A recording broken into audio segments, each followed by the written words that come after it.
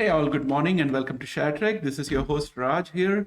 This is the 11th of March 2022 and things are looking pretty good because the futures are showing all green as far as our indices are concerned. It's around 8:55 a.m. in Toronto and plenty of time before the market opens. So I hope this positive trend continues to persist. And as usual, today's video is going to consist of three parts. The first one is going to be the general scanning of the environment for news that could impact the market. The second one is going to be the technical analysis of NASDAQ and VIX. And of course, finally, we're going to look at the main component, that is the technical analysis of our genomic shares watch list to determine near-term price action. So let's get started.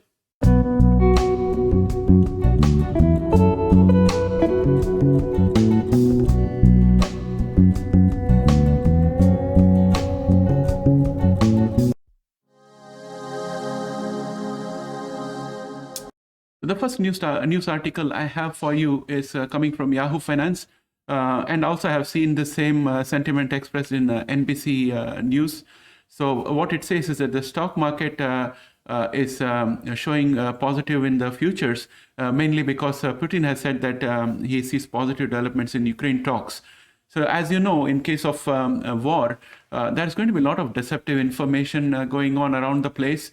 And also we have to remember that the Russian oligarchs and others are having a tough time moving their money around and taking care of their assets. So any of the statements coming from Russian leadership has got the capability to move the markets to their favor.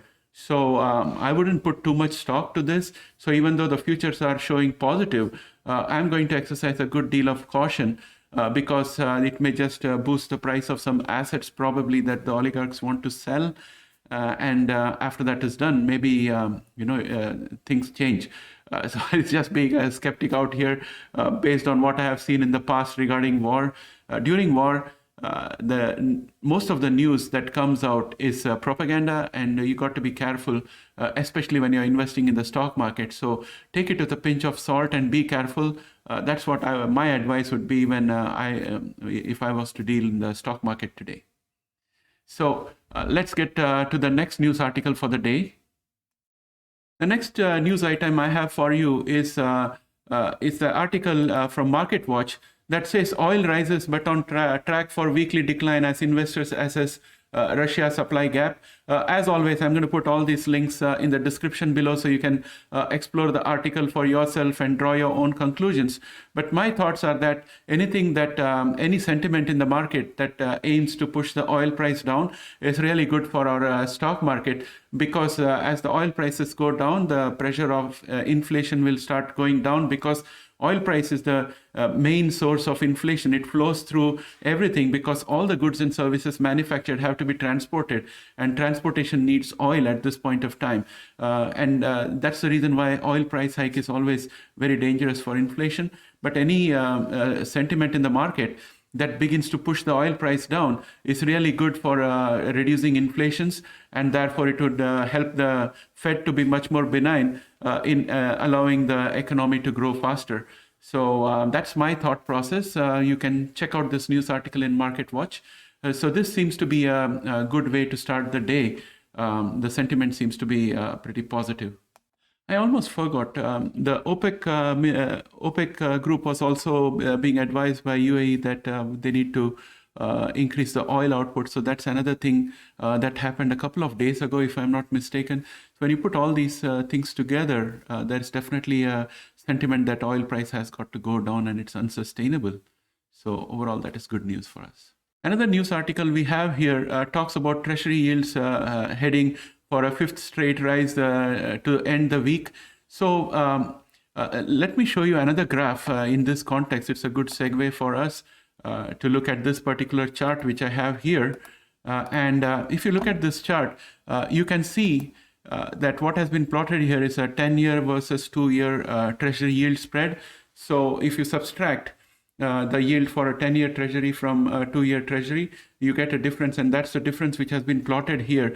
So if we look at a 3-year view, we can see that in the past, maybe in 2019, if I'm not mistaken, August 2019 is the last time when it had gone to zero. This is called as flattening of the yield curve, but then it quickly bounced back up again. And now we are at a low of 0.26, the kinds of which we have probably seen somewhere around 6th of March 2020.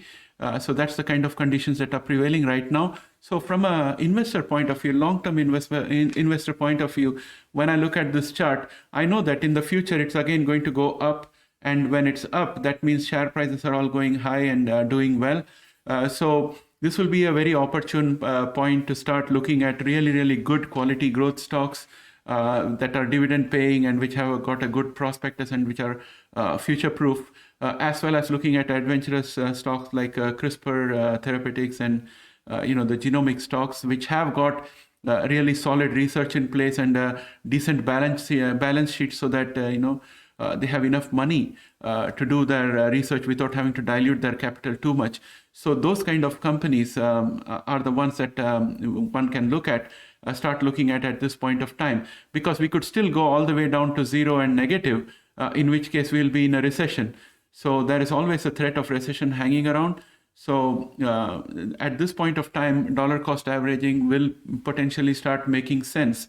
But the other dimension of this problem is sector rotation. If the market participants keep on rotating between sectors and profits from oil start coming into stock and then going from stocks into gold or some other commodity, then that kind of rotation prevents buyer fatigue and capitulation from happening in the stock market. So we cannot have a trend reversal in the stock market unless there's a capitulation. So that's the other dimension that we have to be aware about. And overall, it's very, very difficult to predict when the turn is going to happen. So I'm resolved to the fact that I'm going to look at sustained 3 or 4 days of upward movement and improvement in all the indicators before I start investing. And potentially, I think my success would probably be dollar cost averaging on the way up.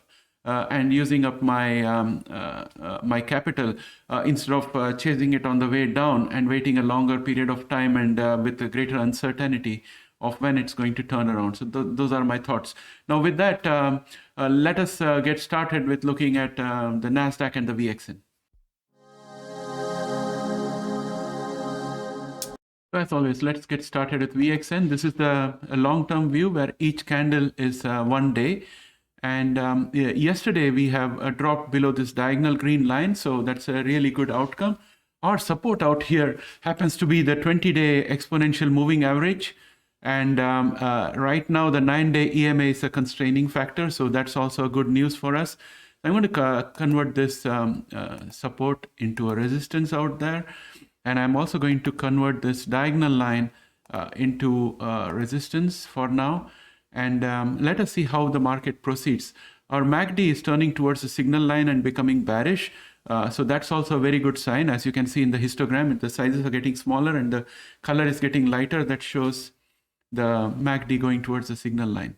And our momentum is also falling. It's coming towards average. And the moment it goes below average, that will be really, really good for us, because that would indicate the VXN is going to subside further. However, having said that, if I scan the environment, I do not see much change in anything. The only positive news we have, which we saw in the news section, is Putin's statement that things are looking positive with Ukraine. So I think all of this, everything is running based on that news, which has also brought a little bit of peace on the oil price front. So that's how this whole thing, dynamic seems to be working. So we have to watch this very carefully, because it won't take too long to make a trend reversal. So having said that, let's look at NASDAQ and see what NASDAQ is doing. So when I look at NASDAQ, I'm taking the long-term view. We are still firmly within the downward bearish channel that we have, bounded by these two red lines out here. And we have got support, which happens to be at 13,301. That is this green line.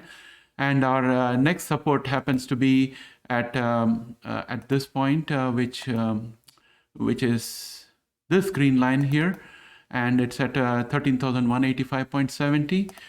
So those are the two supports that we have immediately for us. We are being constrained by the 9-day EMA, 20-day EMA, 50-day EMA, and the 100-day EMA respectively, which are these yellow, orange, green, and white lines.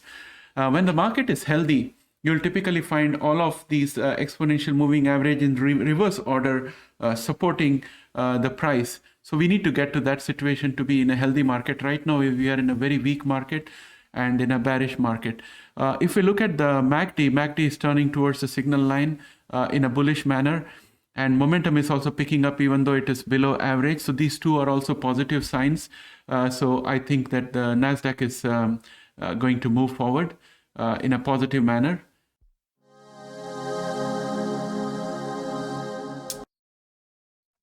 So here we have our genomics watch list. I'm just going to sort it out so that we can have the winners on the top. Right now it's 9:42 a.m. and there's plenty of time before the market closes. So what I'm trying to do here is to do a bit of technical analysis to gauge the health of the genomic shares and potentially try to guess where the price would move in the next 3 to 4 hours. Let's take CRISPR first, and this chart is a long-term chart for CRISPR with each candle being a one-day candle. The first thing I notice here is that the MACD is severely bullish. That's absolutely good for us. Momentum is above average. That shows there is going to be a great deal of price gain for CRISPR today. We already gained 3.06%. So things are looking healthy right now. The other good thing for us is that we have the 9-day and the 20-day EMA, which are giving us support. And I'm going to expand the screen to show you that the 20-day EMA has crossed over the 9-day EMA and gone below it. So this is the first step in a positive market, because as I mentioned earlier during the Nasdaq analysis, in a healthy market, typically what you would find is the 100-day EMA at the very bottom, then the 50-day EMA, then the 20-day EMA, then the 9-day EMA, and above that would be the current price of the stock. So we are kind of moving towards that situation here. So that's another good sign, which I can see in today's price action for CRISPR. Our 50-day EMA is constraining us and forming some kind of a resistance for us at 64.15. So we need to break through that. And the 50-day EMA currently stands at 64.23. So it's a very, very small amount that we need to jump over. And I think it's very much possible. Our real resistance for the day is going to be 66.36, which is this red horizontal line, which has been a resistance for a long time. So having said that, let's go on to look at Regeneron, which is up 2.45%. And most of our resistance here are going to become supports. So we have come a long way in the last 2 days as far as Regeneron is concerned. And I'm marking all of those resistances as support because it's a big leaps that we have had so far. And our final support happens to be at 362.65, which is this green line out here. And if I was to look at the other resistance we had at 642.59, I'm happy to mark that also as a support right now because we have gone way beyond that. And today the MACD is absolutely bullish, as can be seen here. And the difference between the distance between the MACD and the signal line on the bullish side is continuing to expand, as you can see by the growing size of the histograms. And the momentum is above average. This is as healthy as it gets. And I'm looking forward to more price gains today for Regeneron. And if I was to just zoom out a little bit and look at this diagonal line, I'm going to remove this diagonal line in the interest of keeping the chart clean because it doesn't have any relevance anymore. And as you saw, we had been consolidating sidewards and now we have come up here. So I would look forward to us breaking through 646.94 in the short run and make that into a support. And then we'll try to see if we are into a bullish channel. That will be the next thing that we need to look for. Verve is up 2.31%. Again, Verve has been consolidating sideways for the last so many days. And right now the MACD is slightly bullish and the momentum is below average but picking up. So given the overall market sentiment with the oil price going down and Putin making those positive statements, I think that today we may probably see a little more positive for Verve. And probably we will try to cross the 29.72 resistance, which we have out here, which is this red line, 29.72. And hopefully by the end of the day, we would convert that into a support. That's my view for Verve. When we look at Vertex, it's up 1.54%. And our 9-day and 20-day EMA are both our supports out here. And our earlier resistance of 239.52 has now been converted into a support. very firmly. So I'm going to convert that into a green line. Our MACD is bullish and continuing to move away from the signal line in a bullish manner. The momentum has picked up significantly and the RSI is going almost close to overbought. So I'm thinking that we may probably end up just below 248.18 for Vertex today, because we might tend to get overbought by that time, and then we may move sidewards and start cooling off a little bit in the RSI. So that's my thoughts. And also, if we look at this green line out here, which has been coming along with us for a long time, if we extrapolate that, that is going to be our next resistance after 248.18. So once we cross over that, then we'll be back into the bullish channel that we were in before all this downturn started, somewhere around 11th of February 2022 for Vertex. So that's what I have for Vertex. For Intelia, we are up 2.03%. Our MACD is bearish, but it's turning towards the signal line. Momentum is below average, but it's moving upwards. And given the overall positive sentiments in the market, I'm thinking that we may come close to challenging the 9-day EMA before the end of the day, which is this yellow line out here. And we still want to get back into this bearish channel before proceeding upward. So that's what I have for Intelia. For Beam, we are up 2.62%, and our previous resistance at 65.12 is now going to be converted into a support. Our MACD is turning towards the signal line. It's still bearish, but it's trying to become bullish. Our momentum is just slightly below average, but turning upwards given the positive market sentiment. So I'm expecting Beam to continue to have a positive outlook for the day. And our 9-day EMA has already become a support for us. And I think we are going to convert the 20-day EMA into a support before the end of the day. Next, we go on to Pfizer. Pfizer is up 1.34%. It's got 9-day and 20-day EMA both as support. But if Pfizer was in a healthy price environment, I would ideally like to see our 20-day EMA going below the 9-day EMA, and then that will signify something really positive for me. Right now, 20-day EMA is supporting the price action here, and the 50-day and the 100-day EMA respectively are providing kind of resistance out there over and above our immediate resistance at 49.83, which is a horizontal resistance. MACD is turning bullish, and it is moving away from the signal line in a very bullish manner. Momentum is above average, so I'm feeling confident that our 9-day exponential moving average is going to tend towards the 20-day exponential moving average, and our price action is going to overcome the resistance at 49.83 and potentially try to convert the 50-day, 100-day EMA, which is the white line out here, into a support. So that's what I'm expecting for Pfizer today. Caribou Biosciences is up 0.74%, that is 7 cents. And our 9-day EMA has already become support for us, and the 20-day EMA is providing a resistance. So given that the MACD is bullish and the overall sentiment is positive, we should expect something positive for Caribou Biosciences today. However, our momentum has not yet picked up. It has to be above average in order for it to be meaningful. And as always, the next meaningful bullish move for Caribou Biosciences will be for the 20-day exponential moving average to cross over and go below the 9-day exponential moving average to show that it is serious. So that's what I'll be looking forward to out there. Bluebird is up 1.34% finally, and the MACD is tending towards towards the signal line in an attempt to become bullish. But the momentum is very weak, so I don't see much life in Bluebird at this point of time, but I'd still defer to the overall market sentiments being positive and giving us a little bit of a jump today. But we are still going to remain in the shadows of the red candle that we formed yesterday. So that's my opinion on Bluebird. Editas is up 1.42%.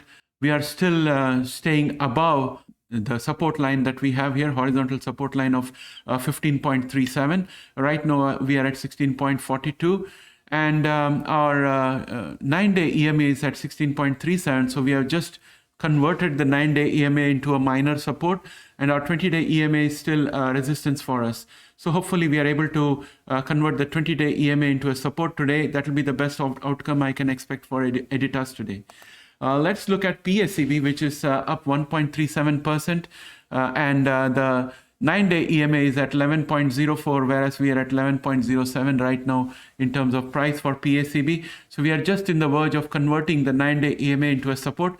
And by the end of the day, we should look at converting the 20-day EMA also into our support. And that is now standing at 11.22. Our MACD is bullish and continuing to move away from the signal line. That's a good sign. And our momentum is going towards being average. So the moment the momentum goes above average on the RSI, I would be really happy to note that to be a kind of a bullish sentiment, a much more serious bullish sentiment. Right now, I think we are just riding on the overall market sentiment, and it's not being reflected as much on the indicators out here. So if PSEB stays positive for today, I'll be happy.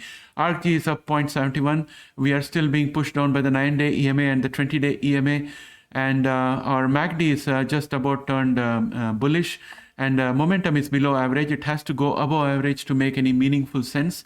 So I'm happy if ARCG could end the day green. Novartis is up 0.47%. And we are still below our resistances out here at 83.65.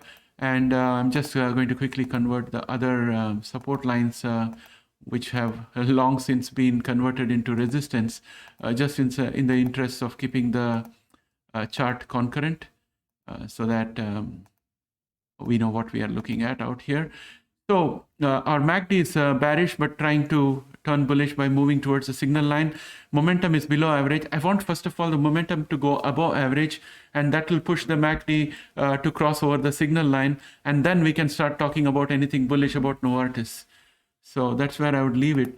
Illumina is up 0.33%. MACD is bullish. Momentum is below average. So it has to pick up and go to be above average to make any meaningful sense. Our 9-day EMA still continues to be a resistance for us. So that's not a good sign. So whatever positive we have here, I'm happy to take it based on the broad market sentiment. But it's on a very shaky ground. Allogene is up 0.29%. And we started the day higher, but we have gone down. However, the MACD continues to be bullish. What we want is the momentum to start picking up. So the market interest is still not there in Allogene. We want the market to focus on Allogene and start pushing the momentum to average and above average in order to see any meaningful, sustainable gains in the prices today. So that's what I have to say about Allogene. IMTX is up 0.49%. MACD has just about turned bullish, and momentum is way, way weak. So we want the momentum to start moving up. And as you can see on the MACD, we are way below our historical levels. So IMTX is very, very anemic, and it needs some market interest to pick up. I think the market participants have lost interest in IMTX. They have to start turning towards this. So it's going to be a long shot for IMTX to pick up further. Teladoc is down 1.51%. The momentum is, the MACD is bearish. The momentum is also falling down, so it's not looking good for Teladoc today, which again weighs down on ARCG. So that, in summary, is my technical analysis today for our genomic stocks. And I think that given the overall positive sentiments of the market, I'm happy to see all the greens out here, but they are transient. Something new comes up from the Ukraine-Russia front, this all can go down. So that's about it. So be careful out there, and all the very best for the trading day for you today. If you're new here, please subscribe. It's absolutely free. Join us in the Crispr community and help us expand this. And please don't forget to put a like there for this video so that others can have a look at this and we can grow our channel. Thanks and have a great day. Bye for now.